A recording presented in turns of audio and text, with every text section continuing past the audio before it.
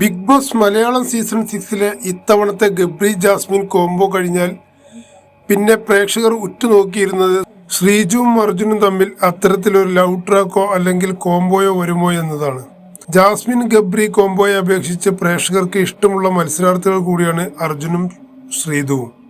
ഇരുവരും പരസ്പരം ഇഷ്ടങ്ങൾ വലിയ രീതിയിൽ പ്രകടിപ്പിക്കുകയോ കോംബോ ആയി കളിക്കാൻ ശ്രമിക്കുകയോ ചെയ്തിട്ടില്ല. എന്നാൽ ഇവർക്കിടയിൽ ചില സമയങ്ങളിൽ വലിയ രീതിയിൽ പൊസസീവ്നെസ് ഉണ്ടായിരുന്നതായി പ്രേക്ഷകർ തന്നെ വിലയിരുത്താറുണ്ട്. അർജുനും അപ്സരയും നല്ല സുഹൃത്തുക്കളാണ്. എന്നാൽ അർജുൻ അപ്സരയുമായി അധികം സംസാരിക്കുന്നത് ശ്രീതുവിന് പൊസസീവ്നെസ് ഉണ്ടാക്കുന്നു എന്ന് പ്രേക്ഷകർ പല സമയത്തായി വിലയിരുത്തിയിട്ടുണ്ട്.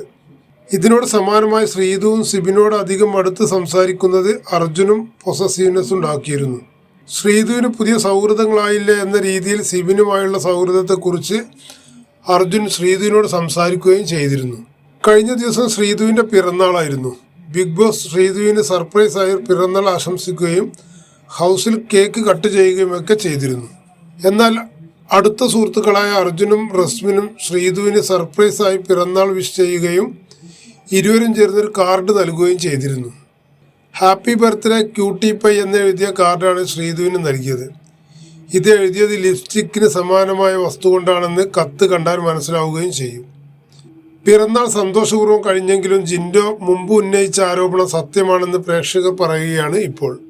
2 ആഴ്ച മുമ്പാണ് ജിൻഡോ ബാത്റൂമിൽ നിന്നും ലിപ്സ്റ്റിക് കൊണ്ട് എഴുതിയ കത്ത് കണ്ടിട്ടുണ്ട് എന്ന് പറഞ്ഞത്. ഇപ്പോൾ ഇതുകൂടി വന്നതോടെ ആ ആരോപണം സത്യമാണെന്ന് മനസ്സിലായെന്നാണ് പ്രേക്ഷകർ അഭിപ്രായപ്പെടുന്നത്. ജിൻഡോ ഈ വിഷയത്തിൽ പറഞ്ഞ പേരുകൾ റസ്മിൻ്റെയും ശ്രീതുവിൻ്റെയും അർജുൻ്റെയുമാണ്. ശ്രീതുവിൻ്റെ പിറന്നാൾ വന്നതോടെ ലിപ്സ്റ്റിക് കൊണ്ട് എഴുതിയ നാടകം പുറത്തു വന്നുവെന്നാണ് പ്രേക്ഷകർ പറയുന്നത്. ഇത് ശ്രീതുവിന് അർജുനും റസ്മിനും കൊടുത്ത ബർത്ത്ഡേ ലെറ്ററാണ്.